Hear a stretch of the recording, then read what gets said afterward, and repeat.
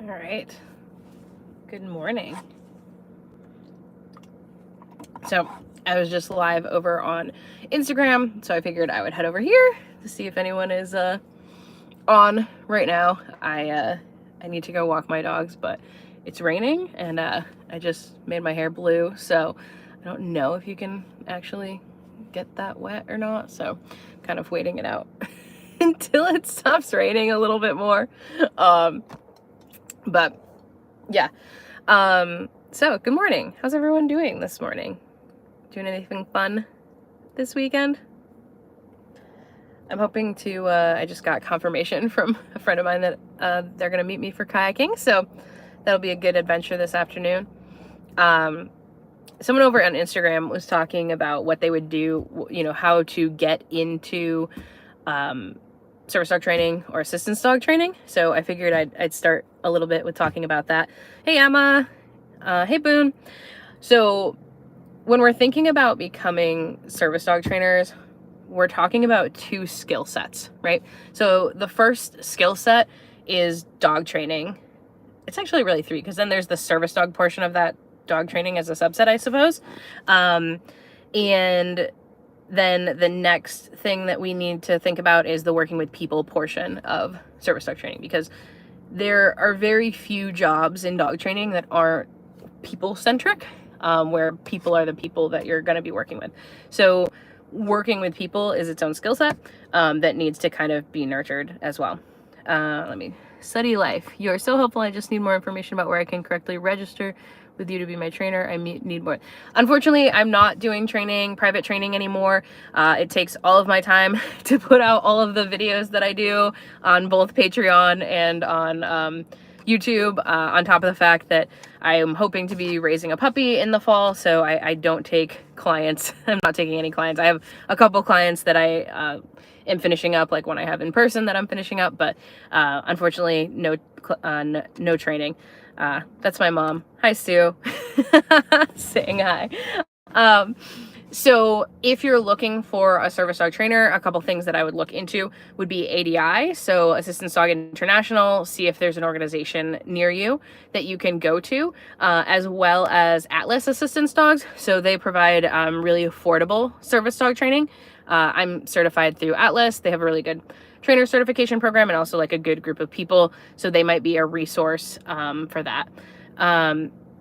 But for if you know, it really depends what you, so you said just register for Patreon, I should be okay. It really depends what you're looking for. If you're looking for actual training where someone's going to give you feedback about your training and be there to hold your hand, that's not what Patreon is. Patreon is more of a kind of like a Facebook feed of the training that I'm doing. It's searchable. There's collections. So there's like a collection of task training videos, a collection of obedience training videos, a collection of just general dog training videos that you can watch at your leisure. They're a little bit more in depth than what I put on YouTube because I'm able to do more full-length training sessions.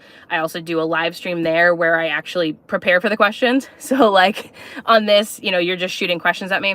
Over on Patreon, you submit your questions like 3 days in advance or so. That's actually, I have a call for questions out on Patreon right now.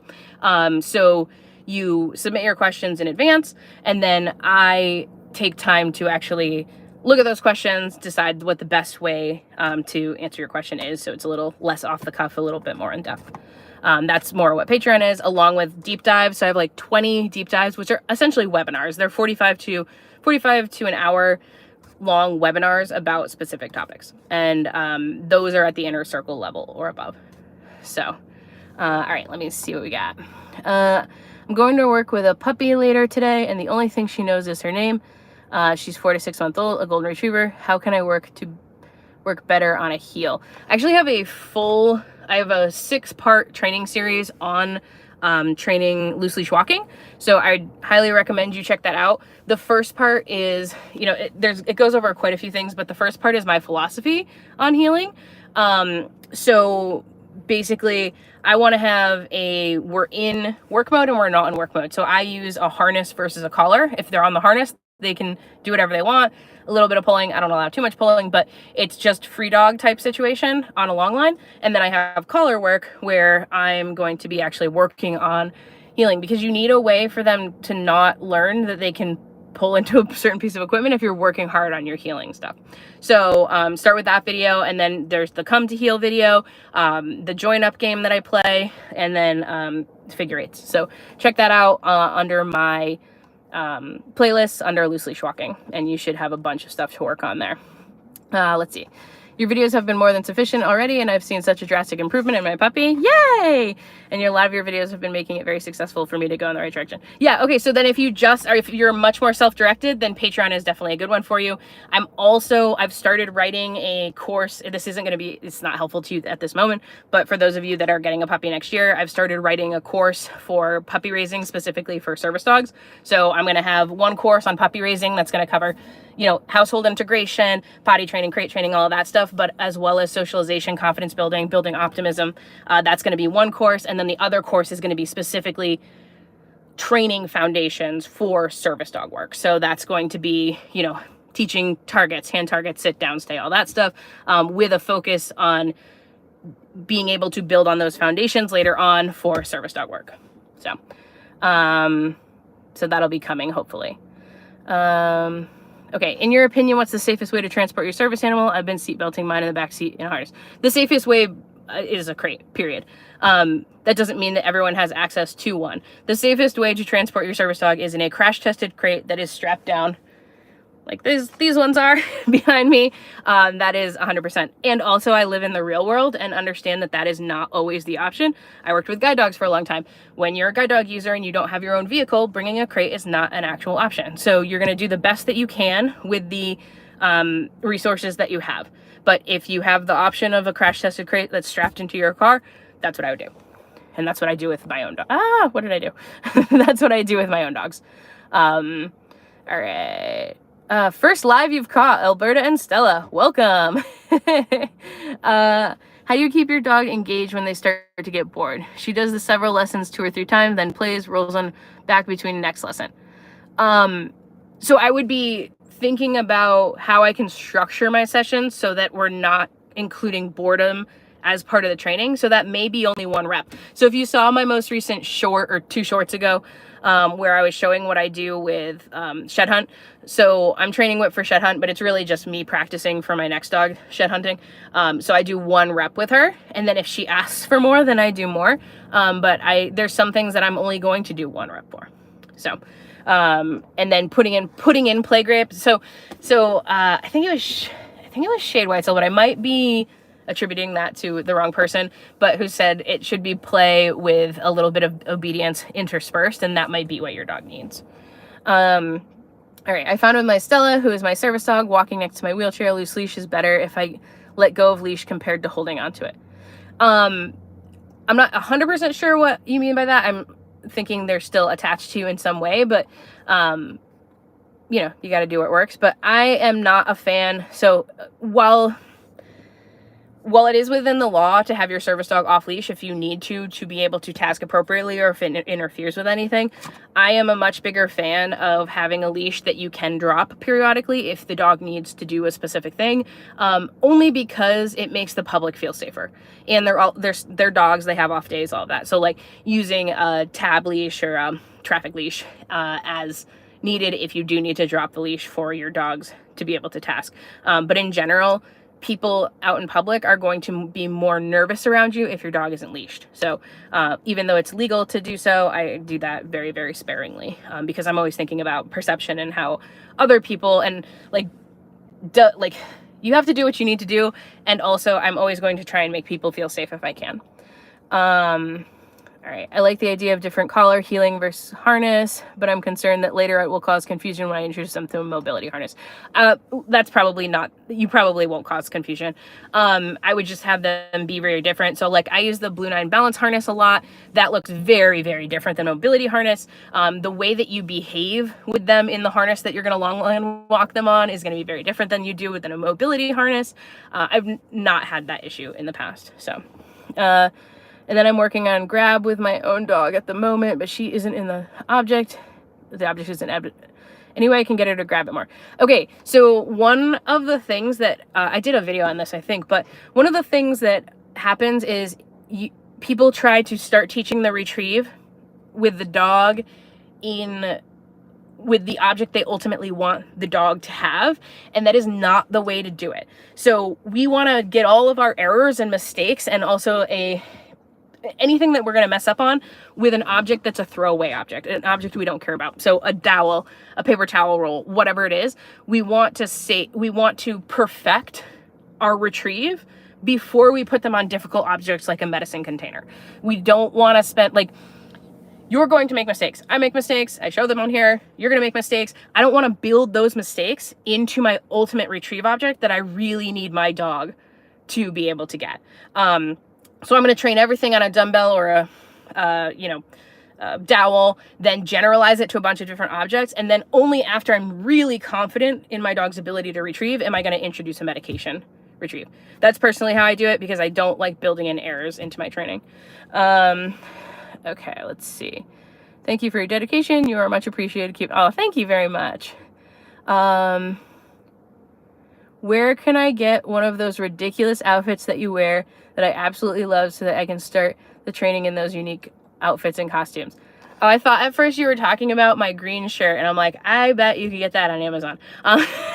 No, actually, okay, side note, not related. I will answer your question. Duluth. So if you are a dog trainer or like clothing that actually lasts and they have inclusive sizing, Duluth Trading Company has the best stuff. It's the only thing I wear. It lasts forever. So there's a little shout out for that. As far as the unicorn costume that I train in, I borrowed the unicorn costume from my 11-year-old niece. I own a gorilla costume and a penguin costume, and I think I just got them used off of Facebook Marketplace, but you can probably get them on Amazon when it's off season. What is shed hunting? Oh, shed hunting. Okay. Shed hunting is in the winter around December, February, January. There's a month in between there. January, deer drop their antlers, sheds, and then the dog gets them. And that is basically, in the sport, they're going to hide 5 of them. In the lower level, you have to get 4 of them over an acre of land within 15 minutes. In the championship level, it's 5 in 5 minutes retrieved to hand. So it's just something I've been working on with Cool Whip that I've been competing in. Also love your hair. Thank you. Okay. Let's see. She pulls if I hold on the leash compared to the leash I wear the leash around my shoulders. I would work on the one where she's pulling if you hold on to the leash so that you can work on it, but I think that having it around your shoulders in the meantime is a good solution. But that's definitely something I would probably work on, because it's useful to be able to hold the leash and not have your dog pulling. Thank you. He has learned after lessons is swimming. He prefers swimming, no lessons. So then I would probably work on my recall and see if we can use access to water as the reinforcement. Also in Canada, cool. Do you support prong and e-collars being used correctly? I don't personally use those tools in my training. That's pretty much all I'm going to say about that. I never thought of a paper towel roll. She loves to grab those. Thank you. Yeah, she might destroy them. Paper towel rolls are good for some dogs and not for dogs with harder mouths. But yeah, something of that nature works. Newly adopted blind deaf Aussie coming home today. Thoughts on using a mobility type handle for her harness for us besides her leash when she wants her to walk more controlled by our side. That's not how I would use a mobility harness. No, I would work on your loose leash walking skills. But that I think might cause issues over time. So, but I'm not a blind deaf dog expert, so I would look. There's a ton of resources on that if you go on Facebook. Activities for deafblind. Yeah, scent work would definitely be something that I would look at for a deafblind dog, and all dogs. My dog's having a blast doing scent work stuff. Do you always exercise your dogs before they would go to work in public? No, I don't. I try to, though. I mean, the first thing I do in the morning is get up and exercise my dogs, so they're typically exercised no matter what. If it's going to be a long period of settling, I typically exercise whip. Because she generally needs it, if I didn't have a dog who needed that. But if it's just like I'm going to do work and I'm going to be moving around a lot, there's less of a need to exercise her beforehand. And it's not like she can't do it, it's just that I believe in providing what she needs to when I'm asking her to do something that isn't, in her nature to do as much, which is do nothing. Let's see. All right, let's see. I have leftover basically giant paper towel roll from wrapping paper that's really hard. Oh yeah, the hard ones would be perfect. Yeah. Awesome. All right, y'all. The rain is kind of clearing up here.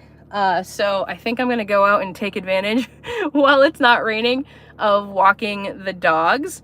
If you haven't checked out my latest video before I go, the kayaking video, it's not getting a lot of love. However, even if you don't like kayaking, I would definitely check it out because it's all about breaking down behavior, and everything that we do on this channel is about breaking down behavior. And that's what I do in the video. So check that out. Awesome. Do you recommend German Shepherds for psych work? No, not generally. But that doesn't mean that there aren't good ones that are doing it. But if you were coming to me and saying, you know, I want a psychiatric service dog, I'd tell you to get a lab or a golden, because German Shepherds have a tendency to also have anxiety. And if you are using the dog for anxiety, then you will both spin together into an anxiety frenzy. Could happen. Could not happen. But I'm always, whenever people ask me about types of dogs for things, I am always talking about largest percentage. My whole goal for everything is always, I want people to have it as an easiest time training as possible and be able to be as successful as possible. And that's just by numbers. Have a good time with Whip. Thank you. Thanks, y'all.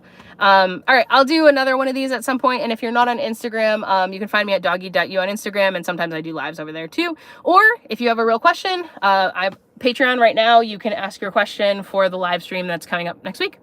So, all right, have a good one, everyone.